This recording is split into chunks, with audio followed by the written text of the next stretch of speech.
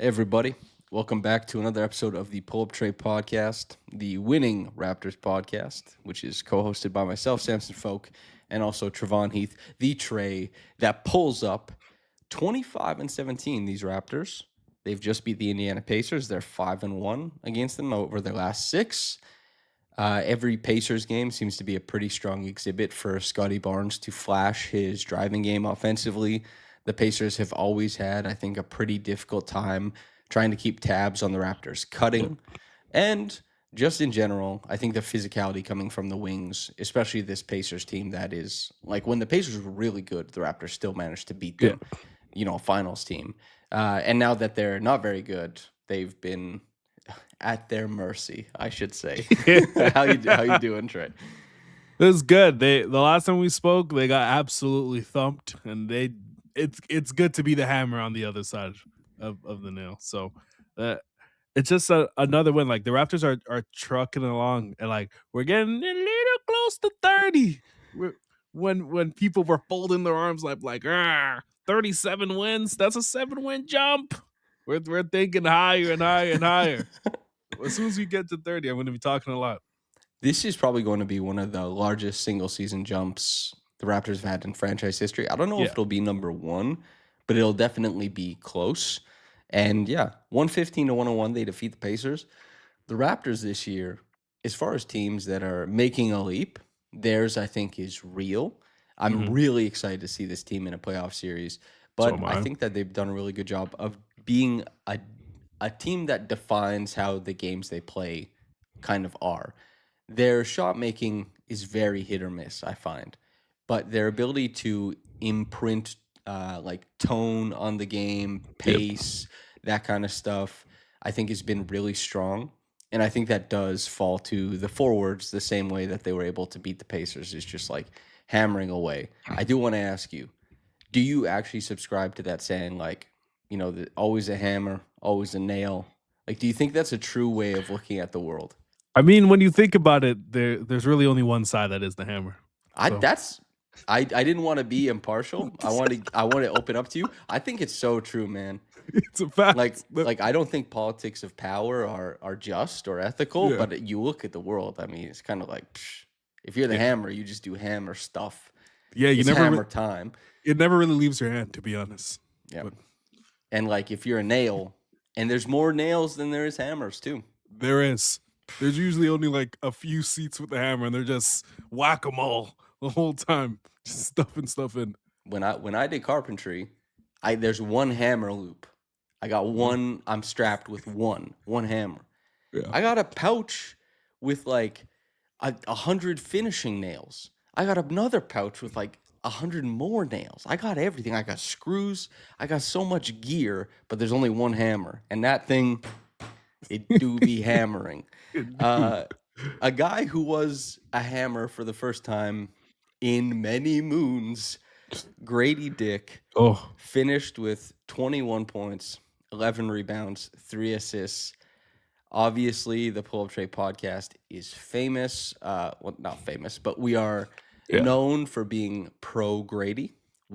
Somebody told me the other day that they're resenting me because I made them think Gradey might be good, which is pretty funny. Fair enough.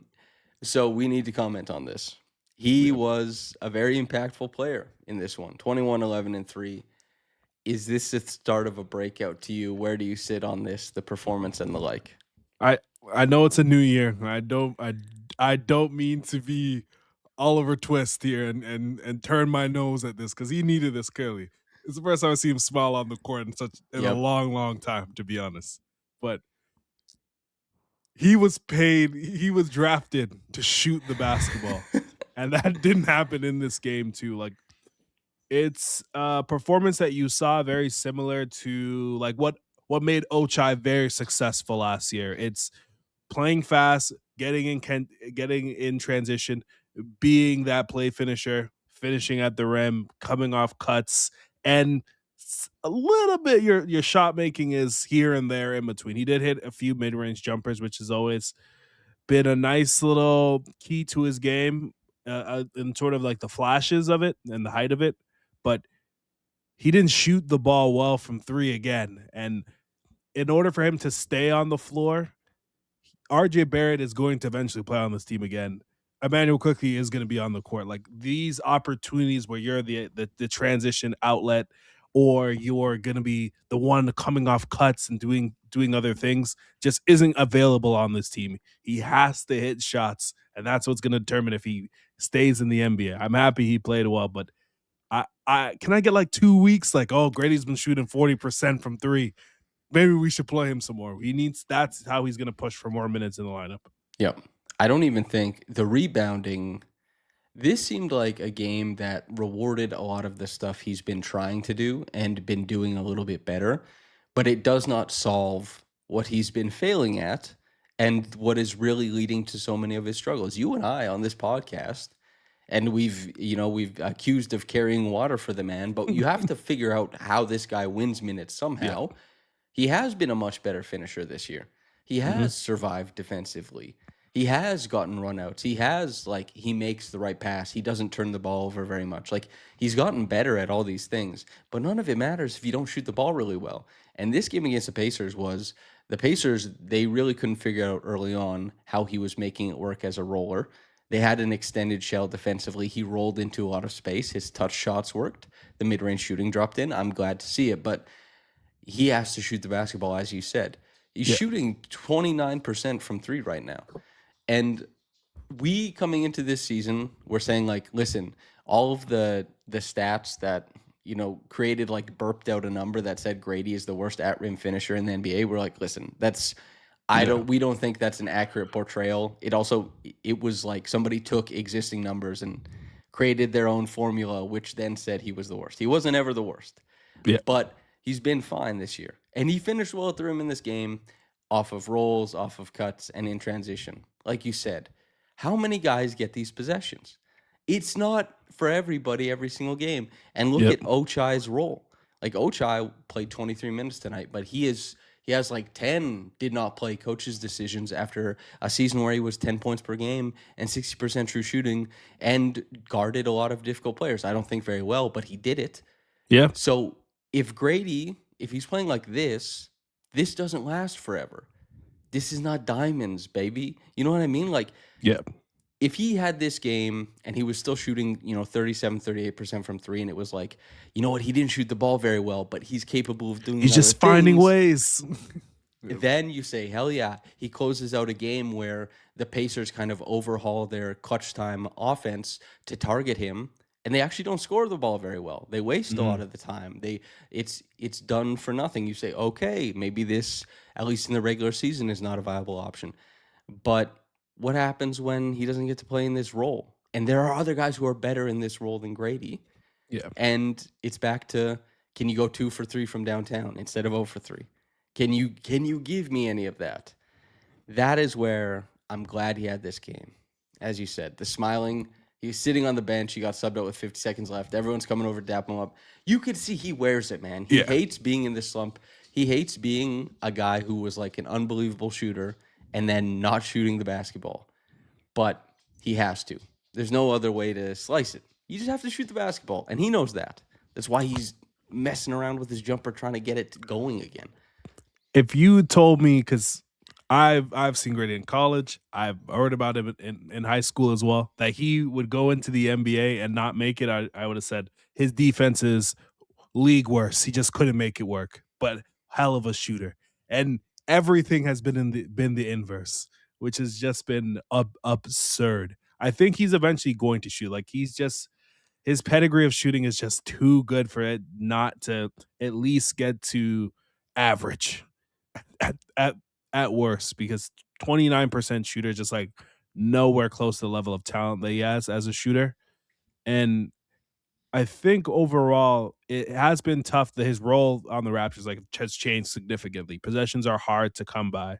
And some guys in their minimum role, like Jacoby, have seized the day and made the best of it. Guys like Jameson as well, and he's had a tough time at it. But it it's it's sort of what we talked about in the summer. It's like it's too bad. The Raptors are trying to win games. They're trying to figure out who are these core pieces.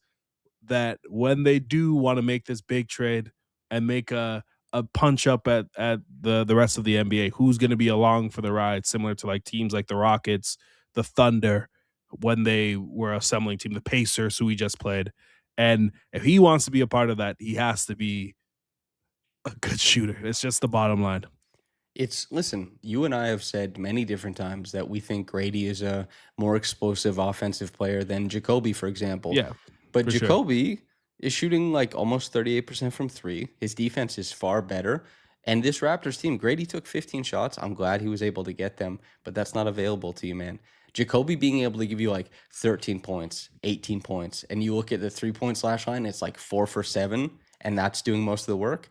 That's what this Raptors team needs. And if Grady could give them that, and then with the spacing, and then with the extra, ancillary skills, he's been pretty good about like the passing this year. He's been good at limiting that kind of stuff matters then.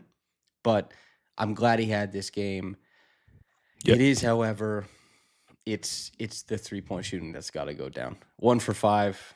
He's 29% right now. It's tough, man. It's Tough scene. tough. Oh, So you made this joke. You said, the Raptors just beat the hottest team in the Eastern Conference. it's It a also fact. happens to be the worst team in the Eastern Conference. But it is funny, and it did kind of make me think about something. I always think about it in terms of like, the Pacers now are what, 9-32. I think Yeah. about when Pascal came back from his injury, the shoulder injury in 2021-22, and they played the Grizzlies without Ja. And I can't remember if they won or lost. I just remember that it was close.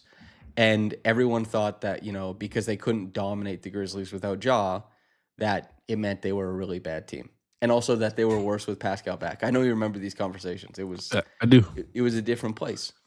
But it makes me think like what time you play a team, and just because a team is perceived some way does not mean that the players are playing the team you perceive.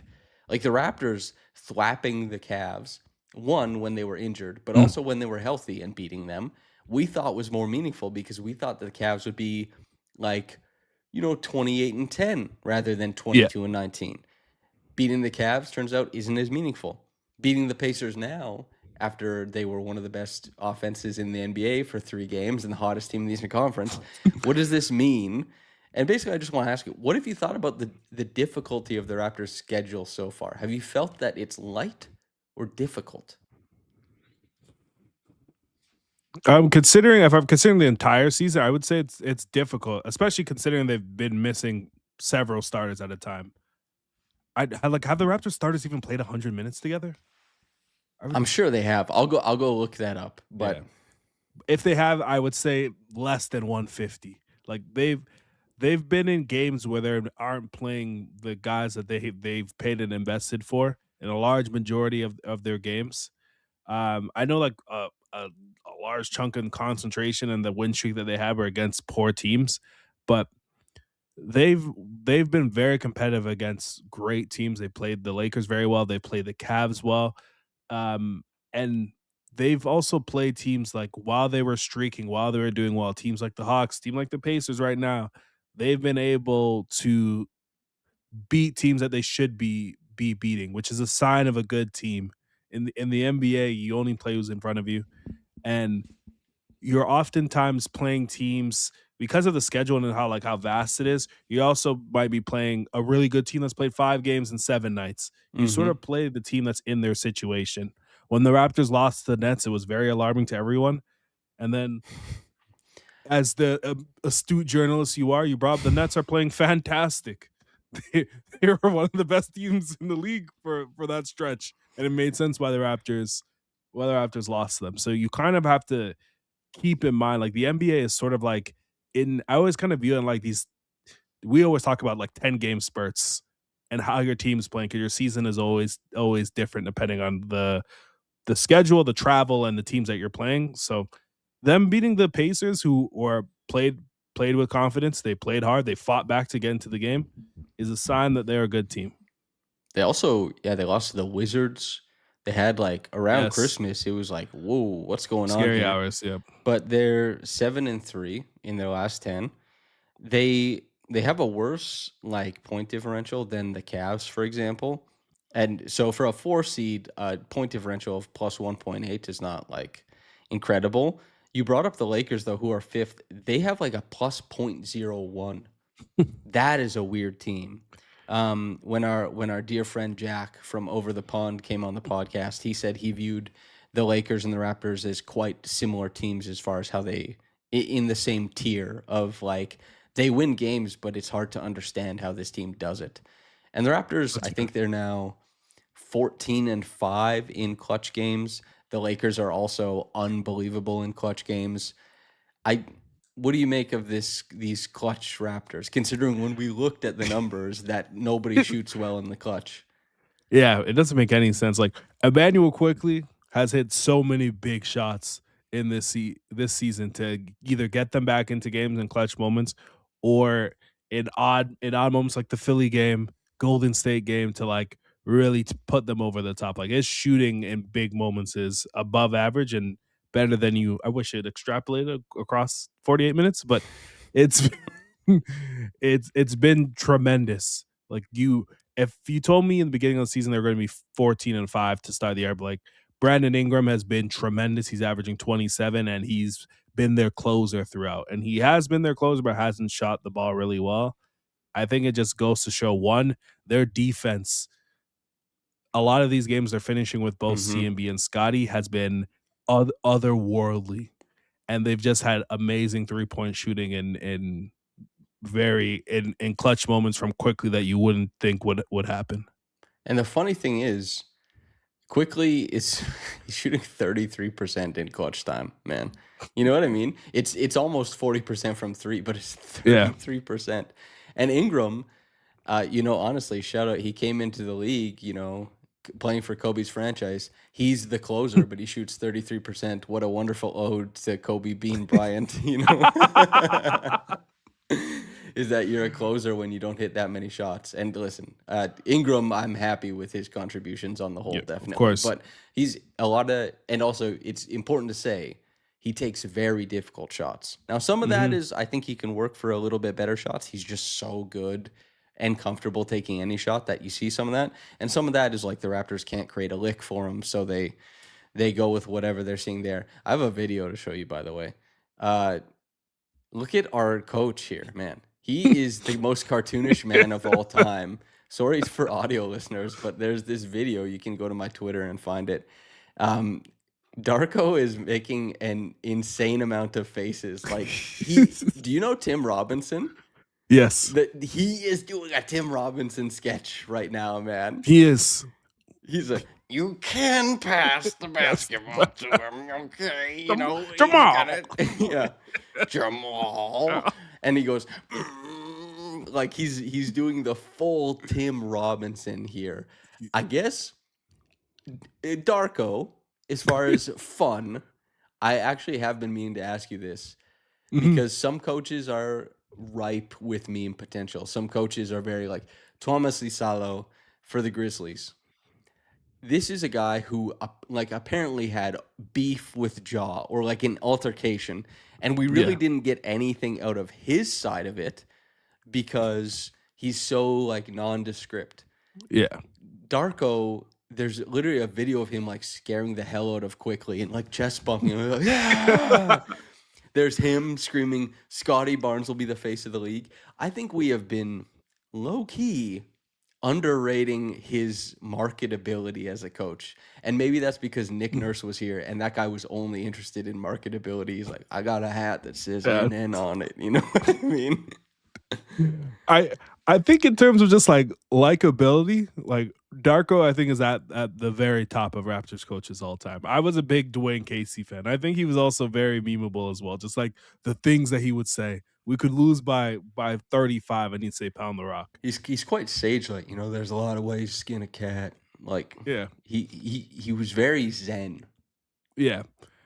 But like Darko, he's super likable. I think he fits the way that the modern day NBA player wants to be coached. You can tell they like him and they get tons of effort from him. I think from the Nick Nurse era, you kind of saw where his like I don't want to say sternness, like I know the guy, but he seemed pretty firm. Hmm. Um, how that waned on the team, both like the style of play they wanted to play and like his attitude towards the team. And you could just see we would 3 years ago be in pods saying, how did this team lose to the Wizards? Both Fred and Pascal both played and shot maybe 15, 2 of 15 between both of them. And the defense was terrible. But like Darko, he gets out. Pound the rock, man. What a legend. What a legend. Did But you ever see? Have you ever worked like landscaping or anything like that? I have. Okay, so did you ever come upon like kind of you're redoing somebody's lawn and there's a huge boulder stuck in it and like what a menace of a job it is to actually Yes. move boulders of this size? Man, what What do Dwayne you think it Casey. took to get in there, I'm man? trying to think. Oh, he's just such a funny guy. My favorite Dwayne Casey quotes, not when he was a Raptors coach, but when he was with the Pistons, he's like with Sekou Demboya, do you remember him? Where he was just like, Oh man, he said he just needs to find some girls. He's a handsome guy, but he doesn't do anything. low key. That's kind of doesn't Darko have a few of those? Didn't he tell like I can't remember who he said like you're not handsome when you don't smile. So smile. He was doing like the old He suave guy did. to the waitress like smile more, baby. You know you look pretty or something. Just like funny guy. Like I love Darko. I like the way he coaches. I like the way he approaches basketball. I like from the minute that he blew up and defended Scotty, he was like, "Oh, I will run through a wall for this man." And it looks like they feel the same way about him. That was it was kind of funny the first game of the 76ers when when Darko came in and was asked a question about Scotty, he was like, "Yeah, I'll do anything for that young man, etc., etc." And then Scotty came in afterwards and I can't remember who asked him, but they're like, "Yeah, it's, Darko said this. How does it feel to have a coach who backs you?" He's like, Darko said a few like crazy things about me in the meeting." And I was like, "Yeah." It kind of made me want to be there when Scotty saw, Darko red faced proclaim Just he come will be the face of the league. Like, basically. He's like, you know that meme? yeah, Oh, exactly. Me? It's that's that's who you're talking about? LeBron Surely, James and me. Oh, even not even Anthony Edwards can get it, man. Um, we will talk about uh, that Dwayne Casey was with. It looked like a small boulder, the size of a large boulder, which is my very fond. Magneto is the best nickname available for Colin Murray Boyles, but yeah. small boulder size of a large boulder is also my favorite reference for him. We'll talk about Colin Murray Boyles and all rookie teams right after this. But first, let me tell you, basketball, that daggum thing, brother, Trey, it can be stressful. It can be stressful, that basketball, but your choice of beer, it doesn't have to be. Coors Light delivers mountain cold refreshment. You saw a picture of me the other day. Back in my younger days, I was holding a nice can of Coors. I was rocking out. I had just cut my Where? finger. I was partying, man. I was in the lime of life with that Coors Light. And I'll tell you what, I was feeling cool as hell. But when the mountains turn blue, that's when things are cool. That's when things are cold, as the Rockies. Coors Light is cold lagered, cold filtered, and cold certified for a smoother finish. Make sure to celebrate responsibly. And you must, of course, be of legal drinking age to imbibe, to partake. You can find Coors Light near you. Visit CoorsLightShop.ca. Trey, you and I liked a lot of guys in this rookie class. A Tons. lot of them. To do our Tim Robinson coach, I really like these guys. Yeah, yeah, I really like these guys. This is going to be so grating for a percentage of the podcast listeners, but it's going to be awesome for the others. Anyway, Colin Murray Boyles, he's in firm standing as an all rookie player right now. Tell me what you think of him in, I guess, relation to his class. He I think when you look at his box score, it doesn't necessarily spit out, hey, this is going to be a future starter for your team or a core piece for your team. But his defensive play, I think, is the best in this class. I also think he is one of the few guys that have a strong correlation to winning minutes. and winning minutes on a great team. Maybe not great, good team. Might win 50 games, but a good team. Um, and that is very rare for a rookie, especially a rookie big. A large a large portion of their success this season and the top not falling over because of Jakob's injuries is because he was able to become a starter, rebound at a high level, protect the rim at a high level, and guard guys twice his size, twice his length. And the Raptors have actually what became sort of like a deficiency for them ended up becoming a strength for them. And when it looked like they were sliding a little bit, turn their season around and continue to chug along the way that they started when they went on the streak. So I think in terms of core value, he's one of like the five best rookies. I don't think he'll make the first team in its class just because he started off really slow. He doesn't play as many minutes, but he's he's a core piece of this team moving forward. He has become a player that if he isn't a starter on this team, it's because the Raptors didn't build correctly around what they have. So, for anybody who doesn't know on off stats, basically it just measures exactly what it says. When you're off the court, is the team better or worse? When you're on the court, is the team better or worse? You just said Colin Murray Boyles has actually been able to win minutes. And not only do you win minutes more often than not when you're on a good team, a team that wins, of course, it's hard to win minutes when you're on a team that loses a lot Yeah. of them. But if you have positive on offs, it means that a good team is better when you're on the floor. Colin Murray Boyles, who started out losing a lot of minutes this season, he jumped over the meridian. Mm-hmm. It just passed over. He, RJ Barrett, Sandro, Scotty, Jamal, Gradey, and Jameson, those are the positive on-off players. And of course, on-offs don't guarantee that, like, listen, you're the best player on the team, but it's just a positive indicator. There's many positive indicators, there's many negative indicators.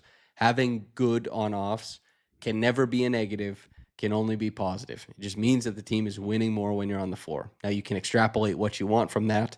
With Gradey Dick, people probably less willing to extrapolate what that means. You know why? Or because he's not hitting threes like we talked about. And if he hits threes, maybe they'll be more willing. Jamal Shed, also a guy who he's 50% true shooting guard. You have to be able to extrapolate, okay, what does that mean? Where's this come from? Scotty Barnes, you don't really need extrapolation. He impacts, it's pretty intuitive what this guy is doing. Sandro, same thing. RJ, same thing. CMB, he's a pretty intuitive impact guy. He's like 99th percentile in deflections. He also gets a bunch of steals and blocks. He rebounds the hell out of the basketball. He's become more confident in his finishing. He is doing the damn thing. And to do it against his age mates, or I guess experience mates, you and I, we're going to pick the all-rookie teams right now. If you're listening from another market, and because I know some people do, because they just like the Pulp Trade podcast for whatever the hell we are, the Kraken jokes and our Tim Robinson impressions. So we'll go one by one. We'll pick the first team, and I'll start. My first, I'm actually putting Con there first. Ooh. Like, it doesn't matter because obviously, all the guys who are going to be first team are going to end up there anyway, but I'll just select Con first. Okay. Politics aside. Oh, who's the VP that he looks like again? I forgot his name. Oh, what's his name? Why is it that white guys always look like another white guy? Yeah. What I mean? Future Senator. What is he? Oh, I can't remember. Doesn't matter. The second one is Cooper Flag. These two are in their own tier by themselves. Like, they look like franchise builders, guys you build around, which is, I remember our con pod, I was like, we both were like, he's better than Gradey. He's a good pick. He's just like someone that you just accept, like, great player. He's going to fit on our team. Nothing super exciting, but he is big time. Big time. The Hornets have something now, which is cool. The big thing with Con, like, and also when we say he's better than Gradey, keep in mind, this is a podcast that was very high on Gradey as a prospect. Yes. So when we said Con is a really great prospect, we meant that. He's been even better. I mean, the body control stuff, he's just, He Mhm. shoots a ton of contested threes as well. It's the on-ball stuff. Everything translated. Everything. Yeah. You get the big, milk pail carrying arms on the Dagon farm. Well, Cooper. I think Cooper and Con, yeah, those are the two like you could start with those guys and be happy building and adding. VJ Yeah. also, I don't think he's quite the same level of pillar player, but I also think he's like he will be so firmly entrenched in how Philly builds their team. He won't be because Maxey is there, but Yeah. VJ is my third selection. And then it kind of gets a little funky. But these three are the big three as far Yeah. as the selection early on. I agree. And then the next one, he's near and dear to my heart. He's who I wanted the Raptors to pick. I know Yeah. we don't disagree a Giving lot him the on side. many things, but we were throwing up the fisticuffs for during the draft session. You know what? I think that we do disagree a lot, Hmm. but you and I, especially in this medium, we're Yeah. so agreeable. Like we are really, really Yeah, agreeable. that's true. We're like, yeah, I can see it that way. That makes Yeah. sense. And then the conversation just moves along. That's fair. The fourth guy is Derek Queen. The driving has translated immediately. He's shown that he's a really good passer, and the defensively and rebounding wise, he's been able to stick well enough where you maybe consider like, do we need Zion Williamson on this team? Which is Hmm. probably something the Pels didn't think about 6 months ago. I think the big thing with Derek Queen for me is that he gets enough steals and enough blocks and he rebounds well enough that anything else that is happening defensively for a young big, you're just like, all right, he can try and get better at this. And he's got Yeah. quick feet. He has used his aggression to kind of mask some of his weaknesses. And for a guy to already be doing that instead of just like constantly dealing with your weaknesses, very impressed. The stuff at the rim, so he's just merely like good at the rim, which is great Take that, yeah. because as a big, he's a big time self creator. A lot of Mhm. bigs are getting, like that's a huge difference between like as crazy as it sounds, like CMB has been much better at the rim than Derek Queen. But if CMB was responsible for as much of his own at rim finishing as Derek Queen is, I suspect it wouldn't be the exact same. And also, like, there's just better players creating looks. That kind of Mhm. stuff matters. Derek Queen, as far as like what I've seen on tape, and as far as what if you go look and poke around on the numbers, I don't know what the weak point is really, especially for how old he is and just how he started out in his career. Yep. Such a fun, funky player. You tried to give us the science, but the Raptors, they chose mine. It's Joe Wolfond all over again, man. When I find you, Joe Wolfond. When I find you. This is such a funny running bit because we both love Joe. And if Joe is listening, it's just because you tweeted that Colin was the Raptors' best rookie defender, and he got like 700 likes. Whereas when Trey said it, nobody cared. So No way. I think someone called me an idiot in the comments. So we were saying this is a white supremacy situation going on here. Okay, so the fifth player, who is probably the toughest pick, it's between, in my mind, I could very comfortably try and make the case that it's Dylan Harper. Numbers wise, it isn't. You'd want Yeah. to go towards Cedric, Jeremiah, or Trey. I would like to make the case that it is Dylan Harper because Cool. Dylan Harper, I think, is not only doing it on one of the best teams in the NBA, I think that he does really difficult things on the court. And I think he's doing this while not shooting the ball that well. And I think he can shoot the ball better. Dylan, I think, is the fifth guy. And I hope that the run towards the end of the season validates that position. But it's a strong class, dude. Yeah, it's I think it might be the best since the Scotty class, to be honest. There's a lot of guys where you think could be like a franchise pillar. They're much better than the Scotty class. And like Yeah, out of the gate. well, this many guys too, to be honest, which is crazy. With Dylan, what's been this most surprising part? I thought he was gonna be able to drive the ball. He was always like a craftsman at his body control, moving and wiggling around, even while not having the greatest burst. His defense has been very good, and I know like there's always like this little boost being paired with a little skyscraper behind you, obviously.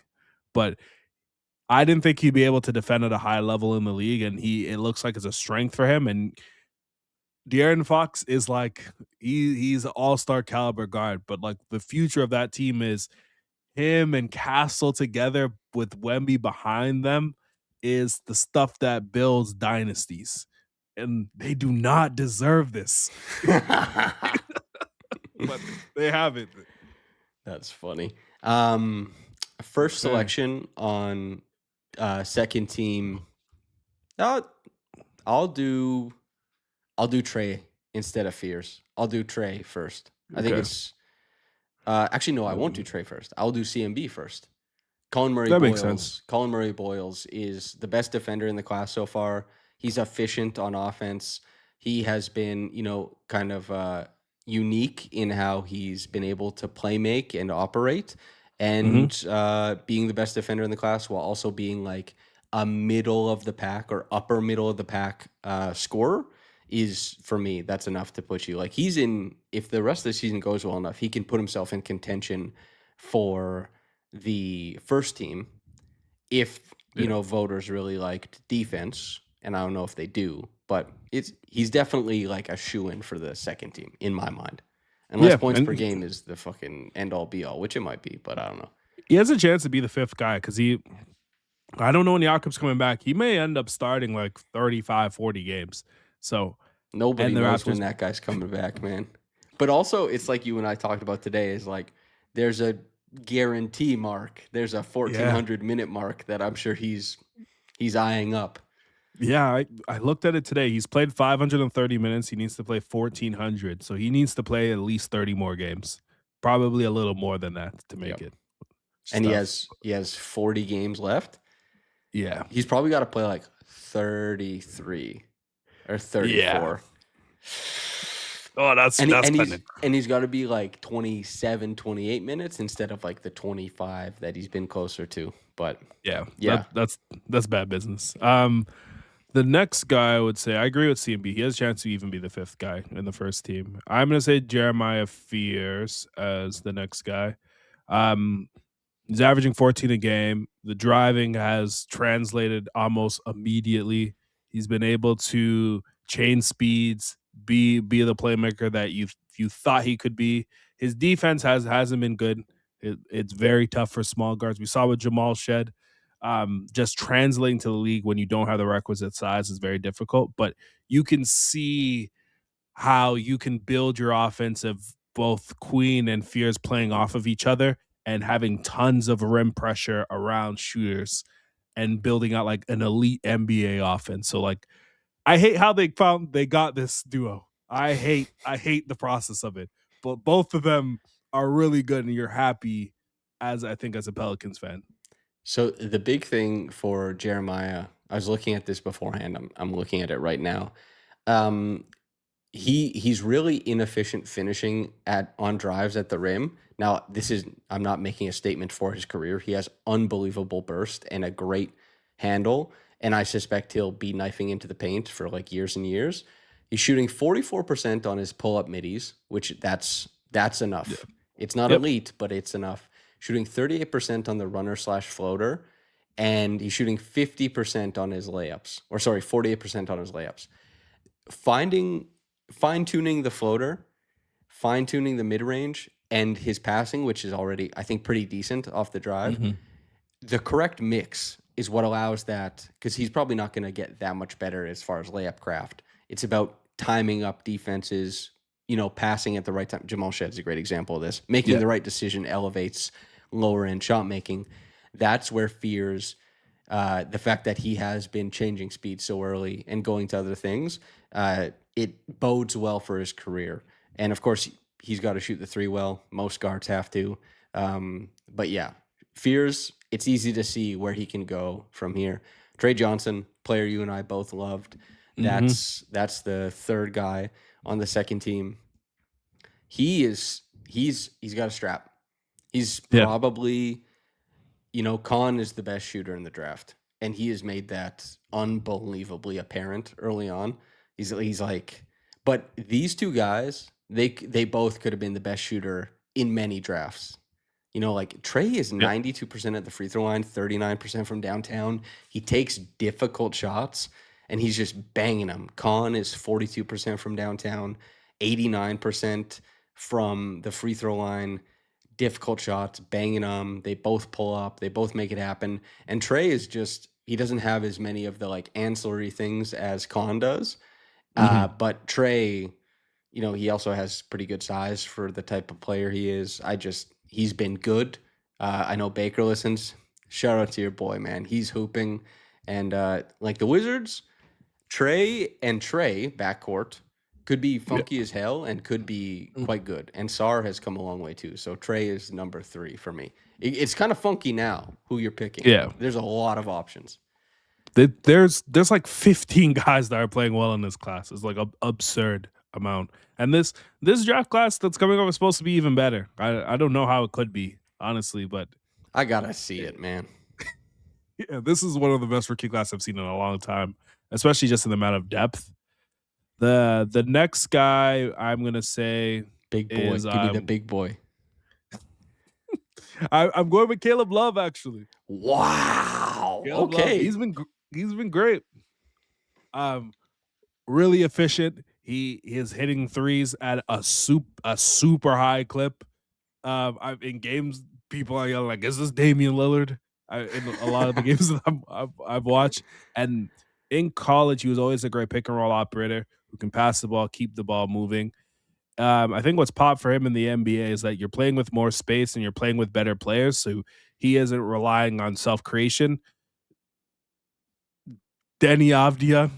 Wait. Did we pick Coward? I think we skipped over Coward. Oh, we did skip Coward. Then okay, Coward is in there too. Yeah. I'll just pick Coward after you. I'll just pick Coward after you. Yeah. Because he's playing with better players, his shooting is popping way more. Just simply because guys like Denny Avdia can get downhill. He, for some reason, has become one of the best drivers in the NBA. May not agree with his positions on a lot of things, but he is improved. He puts the ball down, man. Yeah, he really can drive now. And the Portland game, I think, is the only Raptors game I've attended this year. It took a team effort to get him from the rim, and guys like Caleb is and they fouled him on his when he tried to tie the game. They fouled him and they zoomed in on Jamal, and Jamal goes, "I fouled the shit out of him." But they didn't call the foul. And I was like, hey, okay, you win some, you lose some, you know? Caleb Love. I guess Cedric would be the 5th. Honorable mentions for me, Kalkbrenner, I think, has just been, I guess just talk about Cedric Coward.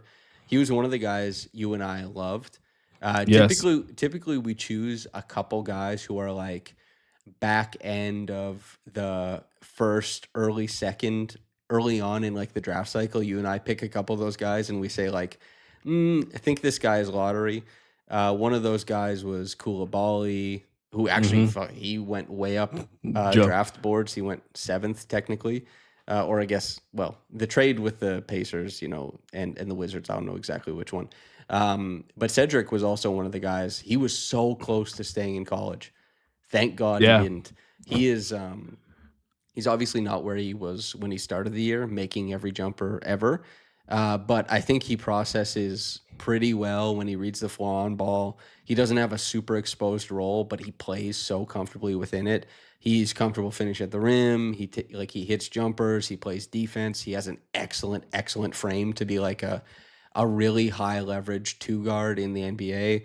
He rocks. And yeah, Kalkbrenner I think has been awesome. He's great.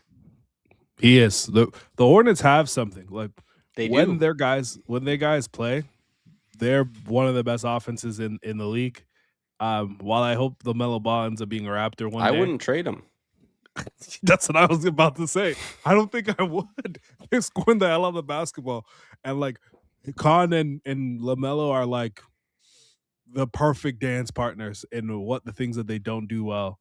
They benefit each other greatly. And like Kalkbrenner is another guy that just like fits like a glove. They've like absolutely murdered the draft. Honorable mention for me would be Hugo Gonzalez. He's been tremendous. You fucking nerd. You little He's been great. hipster. You're- uh, he great defensively, tons of energy on the floor. He can put the ball on the All floor. right, He could Esfandiar. 4 points per game. Great he defender. he's been a great connector on the floor, and like teams like Boston, like with them finding someone that could be a cheap role player that can assist in what they want to do, that has tons of length and size and has upside, is like massive for them, considering like their cap situation. So it's like a massive win for them, and he looks like he's going to be a player. Speaking of Boston, Bobby Manning, he's does great work. He and Noah. I did some collaborations with them earlier on in the season, and Jalen Brown, you said it like this man. What he said about himself is true. He has led the Celtics to a very impressive start. And I also happen to say that I think that the Celtics were going to be in the play-in on a Celtics, like a very popular Celtics Yeah. podcast. Bobby has been, poking at me like, come back on the podcast. I'm going to have to eat some humble pie, man. I'm going to have to be like. Well, Jalen Brown's been big time. Like he probably like a top 5 MVP vote getter, which is absolutely insane. He should be. He would have to be. He could be third even after SGA and Jokic. I wouldn't be shocked if he's third. Yeah, because Giannis hasn't played that much. For me, and this is not a unique take. So I shouldn't even say for me. His shot making has been unreal. Yeah, like absolutely unreal. Would you put him above Luka? Are you kind of like, I know Luka's numbers say there's a bunch of really great things happening. But if you look little bit closer, there's a couple red markers coming up. Would you put JB? I guess I should say Jalen Brown, because Jalen Brunson is also JB. Would you put him above Luka in MVP voting? I would, because Jalen brings it defensively too. Like he may be flawed defensively, but he plays hard, and he's just good. He's just really good. He actually is so right. Good. It's the same thing with him and Shamley, the same dude. You're like, all right, man, you're talking a lot, man. Like you really got to deliver. Then you saw it's like shit. He really is like that. Yeah. That's gotta feel so good when you say I'm that guy, and then you are. There's a lot of power there. I tell you what, you and I, we've talked about it many different times. You'll know exactly what I'm referring to. Jalen Brown has done some powerful things. He's done some powerful things this year. Special man. I guess anybody else who would be in there is like it's Shea and Jokic at the top, obviously, without any. Yeah. Then you have Luka, Brown, Maxey. Maxey won't be that high because they're not like great. Yeah. Ant will be up there.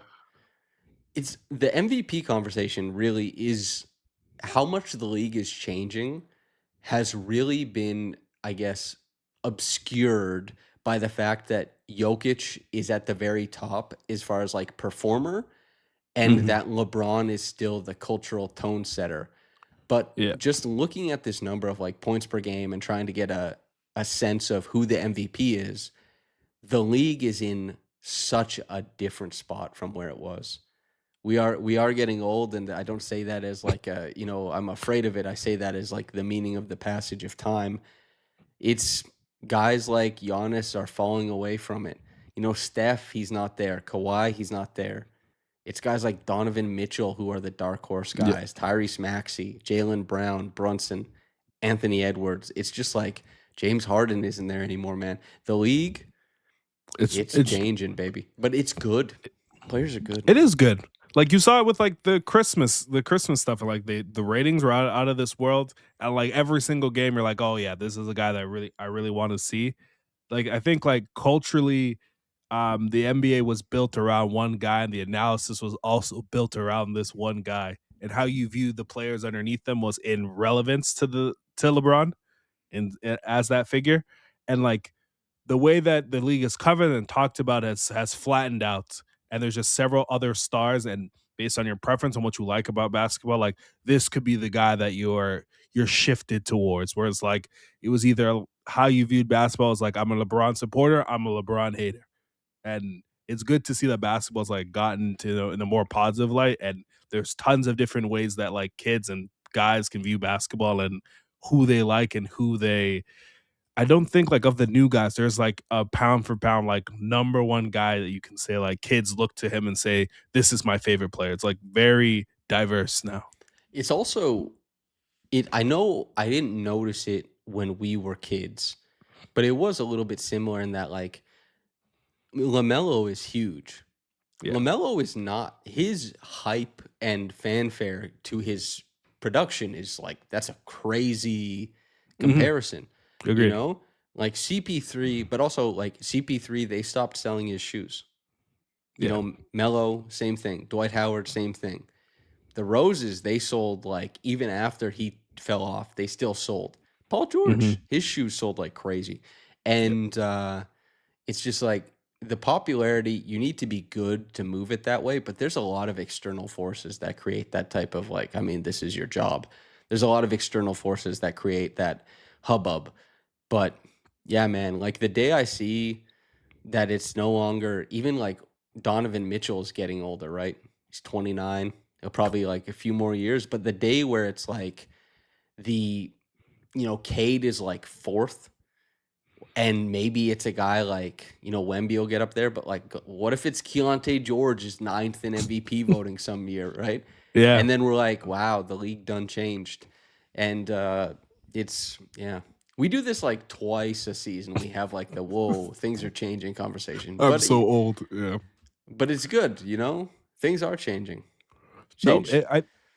it's dope. I think we're in a similar phase. LeBron hasn't retired, but like similar to when Jordan retired, but that phase between like 99 to 2003 where there's a whole bunch of other guys that are coming up that are budding stars like Shaq, Kobe, LeBron coming in, and LeBron ended up being like that cultural force. But I think we're in a phase where all these different stars are emerging, and the way that we view basketball is a lot different too, and how guys how one singular player is like the determinant of who's winning has also changed. You can the 15th guy in the NBA, you feel as though if you have him, you could win the NBA finals, which is like a great feeling to have, like relatively to like 10 years ago.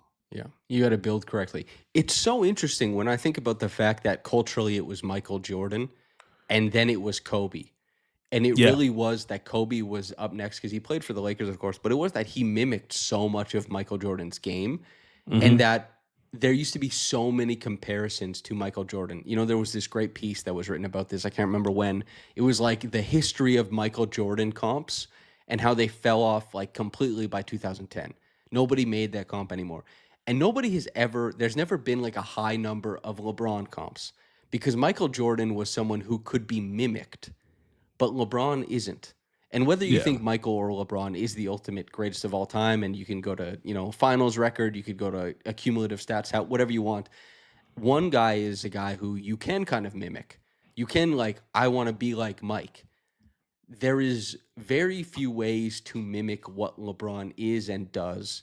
And that is why he's such a unique cultural force and probably why he ushered in the era of like things flattened out a bit. The internet helps with that too, but Yeah. and it's like you said, you go to the finals 9 times in a row, it does become to some degree like you're either for or against because you're seeing this guy at the final moment every single year and he wins Yeah. however four of them. But man, he you can't even think of like how does somebody be him. And I think Wemby is probably the next guy who is the defining player if he stays Hmm. healthy. I don't see a way where he isn't. He's the defining player, but he cannot be mimicked. Who do you think will be the most mimicked player? Harden obviously is like this, but who's Yeah. who's Paul the George next guy? was the next guy. For a long time, I thought it would have been SGA, but the way he plays is just absurd. The It seems I accessible, but it isn't. And also all it the foul baiter stuff has kind of taken the wind out of the sails. Yeah, so I don't think you actually can. Um Luka Doncic in like play style, I think you see people like try to do the herky jerky stuff, but it's like too Do you skilled. think kids do it, or do you think it's like the guys at the Y do it, like white The guys guys at that the play with YMCA? us. Yeah. Where they're like asking for the screen, they're plotting because they Oh, have no burst. Hmm. I think it's Anthony Edwards probably. Like you don't he has the big highlights in terms of his like his dunking. He shoots tons of threes, he talks lots of trash. So I think he's probably like your best fit. I actually think one of the most defining players of the next however many years. It's obviously it's James Harden is like he's so high up Yeah. there, but I do think it probably is LaMelo. Hmm.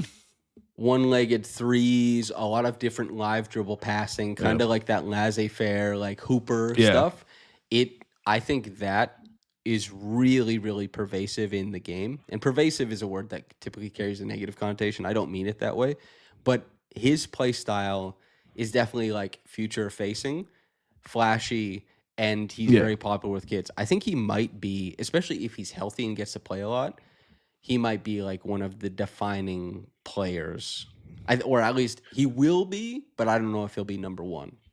Yeah, that's fair. Hopefully that's in Toronto, man. I, Shed a tear. I guess we can keep the next conversation. We were going to talk about Domantas Sabonis, but we'll talk about that next episode. Yeah. I'm looking at it. Brunson, he's a little bit old. Like it seems like millennials love Jalen Brunson, not Gen Z. So I Yeah. don't know if he'll be the guy. Cade, is he distinct enough? Probably No. not. I can't see anybody else here that pops. You know, it's not going to be like Franz. It's not going to be Tyler Hero. It's not. No. It's yeah. Mm. It has yet to emerge. I think is the probably the best way. Trae Young, if he had stayed hot, maybe he could have been a defining player too. But I was thinking of like Jason Tatum too, but I think his game is too boring for that to translate. he's too good at the boring stuff. Yeah. It's like when we were talking about our friend, nameless friend, TMN04 was saying that like Jaren Jackson would be a great target for the Celtics because Jason Tatum is the greatest rebounding power forward of his generation. It's true. Like Yeah. how do you think it worked with Kristaps? Why do you think Jason Tatum, like any center you put next to him, worked? Because Jason Tatum, it's not exciting and he shoots a little funny and he's done a couple corny things. But the fact that you just like won't lose the battle on the boards because he's a total bastard despite being an Yep. MVP candidate, he is a lineup chemist. You just throw him in there, he just glues together things. And Jaylen Brown and Jason Tatum, I wonder how long that duo is there together. But because is there enough room for both of us? I don't If know. if I'm Jaylen Brown, I'm saying I already won a title. I have Hawks back to Atlanta someday. that would be cool. I think he's proven that he's good enough to have his own team, and probably it's a higher tier than. But like Kyrie just said, I want to see what it's like to do it myself. I can see the same thing happening. It'd be funny, Jaylen Brown starts showing up to games in the skinny jeans and the belt. He's, he's back in Atlanta. Anyway, is there anything you want to say before we get out of here? The Raptors keep on rolling. The next stretch of games is very, very tough. I think it's going to define whether the Raptors can punch up or not. I don't think it will define if they're a good team or not, but if we're looking at maybe it's the 3 seed, maybe it's 50 wins, like they come out and win 6 of the next 4. I'm open for 5-5, but it's a tough road ahead, and we have some very late pods coming up, which will be very tough on us. Yeah, poor us. 6-4. I think I'm laughing, man. Oh yes, they can obviously they can beat the Clippers. They can beat the Lakers. They can beat the Warriors. They can beat the Kings. They can beat the Blazers. I don't know if they got it against the Thunder. I don't know if they got it against the Knicks. Like, I think that they can win 8 of these games. Can and do are different things. Yeah. 6-4, we're excited. We're like, ooh. And I think you're right. That this is the run that if you thrive, you're probably going for 50. If you survive, you have a shot at it. And if you flounder, it's probably more like 46, 47. Like Yeah. this. Yeah, I hate to be so definitive, but it is kind of funny how seasons work out that way sometimes. It's like, yeah, you win in certain places and you lose in others. Get a grip. You Yeah. know, it is what it is. It's a sprint. It's a sprint and a marathon. Yeah. You know, like it's both things. You're not the same pace, not the whole time. That's what people, as a marathoner myself, I'm here to tell you, and a guy who trained for 3 weeks and hopped out there, I certainly wasn't able to maintain the same pace the whole time. It wasn't close. And as for a leg, I know you've seen the picture of him trying to get closer. Oh, one of the funniest pictures of all time. Oh man, It was poor guy. it was one battle after another. A leg versus the kilometer. Oh my days. Okay. All right, everybody. Thank you so much for tuning in. Make sure to like, comment, subscribe, hype, all that good stuff. I'll be the next episode we do. I'll announce the shirt winner of Scotty and BI, and also announce it on Twitter. I saw a lot of people were interested, and hopefully someone who, somebody will get it. All right. Thanks everybody for tuning in. From myself and Trey, whether you got into this in the morning or at night, have a blessed day and goodbye.